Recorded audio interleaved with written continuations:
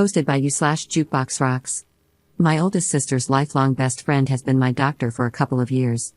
Initially, my doctor, Dr. A, was a colleague of hers from the same clinic. However, after my doctor, Dr. A, went on maternity leave, I temporarily switched to my sister's friend, Dr. B, as my primary physician. It's been that way since the pandemic began, and I never switched back. I have ADHD and have been getting prescription medication for it for a few years now, something I haven't shared with any of my family members for fear of backlash.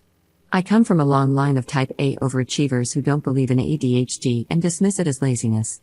A few days ago, my siblings and I were hanging out at my sister's house watching the Matthew Perry-Diane Sawyer interview, where he shares his history with substance abuse. I made a comment about how skinny he looked during one of the seasons of Friends. Out of nowhere, my sister said to me, "Well, it started with prescription substances, so I hope you don't get hooked." I was instantly gripped with absolute horror. My other siblings were confused and looked at her for further clarification, but she didn't say anything more.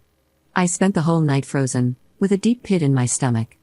Later, when I found some time alone with her, I had to pry the information out of her. She had just returned from a girls' ski trip, and when they were extremely drunk, her friend, my Dr. B, slipped up and mentioned that she had seen me recently for an increase in my dosage. She essentially revealed to my sister that I've been taking prescription Vyvanse for a few years now. I'm livid, feel utterly betrayed, and have a strong urge to report her for violating HIPAA regulations. My sister won't stop texting and calling me about it, literally all day long, begging me not to ruin her friend's life after years of hard work. She's obviously worried about losing her friend, but she couldn't care less about how disrespected I feel and how my privacy was violated. More than anything, I'm worried that my sister will share this with my parents, and my family will never look at me or my achievements the same way. Edit. A little more information. I've known Dr. B my entire life, just as long as my sister has. She's been my sister's friend since first grade. They've remained close, and our families have spent time together on multiple occasions over the years. We've even gone on trips together, including my sister's bachelorette party. I always looked up to her and thought she was cool growing up. She and my sister both have kids around the same age, and their kids are close as well. Currently, she brings in the larger share of income for her family, and they rely on it. My sister keeps reminding me that I'm also impacting two innocent children's lives in the process, which is the only part I feel guilty about. I adore those kids, and they don't deserve this. However, I can't get over how betrayed I feel. I've always kept a safe distance between personal and professional relationships and would have never chosen her as my doctor if the circumstances hadn't unfolded the way they did. She was the next best doctor and the obvious choice because I wasn't looking to switch clinics during the pandemic. Up on her sister's personality. Dr. B doesn't know that my sister has told me yet. So far, it's just been conversations between my sister and me. She's making it seem like they were so sloppy drunk that it was a slip-up and a complete one-time accident. But I don't understand why that would even come up at all and don't believe that. My older sister flaunting sensitive info about my siblings and me is a tale as old as time. When we were kids, she would hold on to a secret she found out about one of us until the perfect moment, and would thrive on dropping the bombshell to our parents during a road trip or in the middle of a great movie, ruining the entire experience. It was her thing, and I fear she hasn't fully gotten over the habit as an adult. My older sister considers herself our parent too and has always tattled or used stuff as leverage against us. I used to fear her growing up and would hide my journals at my friend's house because she would snoop. She definitely lacks empathy. Update 3 months later. Thank you for all the advice and support on my original post. After reading the feedback, I reached out to a close lawyer friend for advice as well. He, like most of you, agreed that I should report it and do so without informing anyone else. He said it was better for me to act sooner to have it on record. They prefer any complaint to be filed within 180 days of when you knew that the act or omission complaint have occurred. 2 days later, I reported Dr. B to the OCR for violating HIPAA and the Patient Safety Act and breaching my fundamental right to health information privacy. I didn't tell my sister or anyone else. However, a few days later, I saw my entire family when I went home for the holidays. I hadn't heard back yet about my complaint, so I wasn't sure if Dr. B was aware or if she had informed my sister that I had reported her, so I didn't say a word. It turns out that wasn't my biggest issue at that moment, though. My sister had already told my parents that I was on an extremely high dose of controlled substances. I knew my parents wouldn't take this news well, but they were far more upset about it than I could have imagined. My dad doesn't believe in ADHD and thinks it's merely an excuse for those who allow themselves to get easily distracted, especially since the age of social media. He even remarked that he noticed I was quite slow with my responses since dropping out of my chess club. Really absurd and offensive comments. I can't even remember a lot of it because I was frozen. I just sat there, nauseous and livid, with tears in my eyes, listening to the three of them, my parents and sister, take turns going off at me. My mom wanted me to stop all medications immediately, saying, "You're better than this and smarter than this," and even threatened to tell your professors that you're on substances if you leave us with no choice. But when she said that, it hit me. I had a choice. I could choose. I could choose to never have to deal with this again and to not let them treat me this way anymore. So I did. I chose to say nothing and allowed them to interpret my silence as agreeing and submitting to their ways, as I have done so many times before. Then I went to my room, chose to book a flight, and packed up most of my stuff. My books would need buses of their own to be transported anywhere. The next morning, I chose to call an Uber a few hours before my flight, while they were still asleep, and flew back to my university.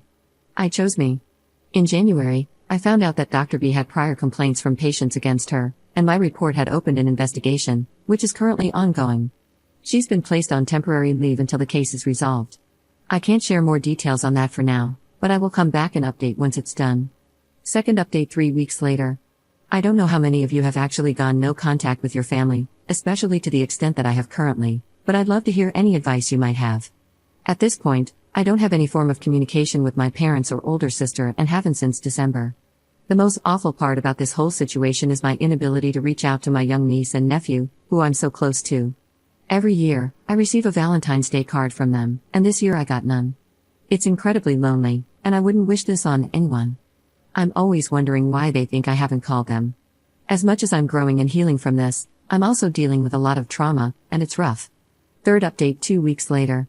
Thank you to every single person who has commented, reached out via DM, or shared advice with me. My ADHD and current anxiety have me feeling extremely overwhelmed, so please excuse me for not being able to respond to each of you individually. The only thing I can share at the moment is that I am currently working with an attorney well versed in HIPAA violations who is handling the matter on my behalf.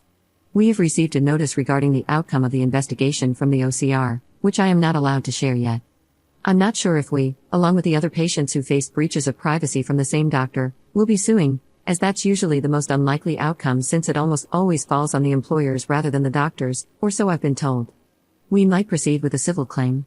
There's a lot of bureaucracy involved, and it seems quite complicated, so I don't have a timeline on what to expect yet.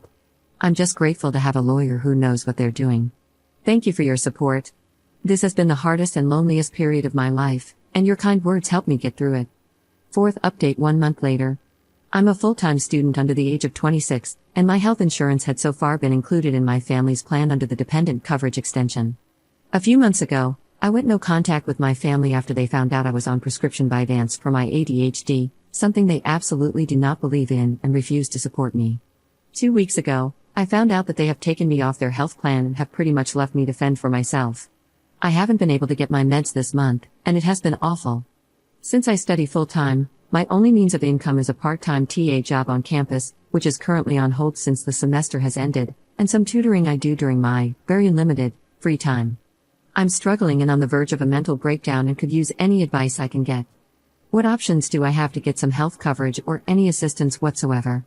Sorry if this has been hard to read. My eyes fill up with tears anytime I try to type this out. Fifth update 2 weeks later. My final update, farewell and thank you for your support. Hello everyone, I want to express my deepest gratitude to all of you who have reached out, offered advice or a safe space for me to be heard, and provided unwavering support during my time here. Your kindness has been a guiding light during what has been the absolute darkest time of my life.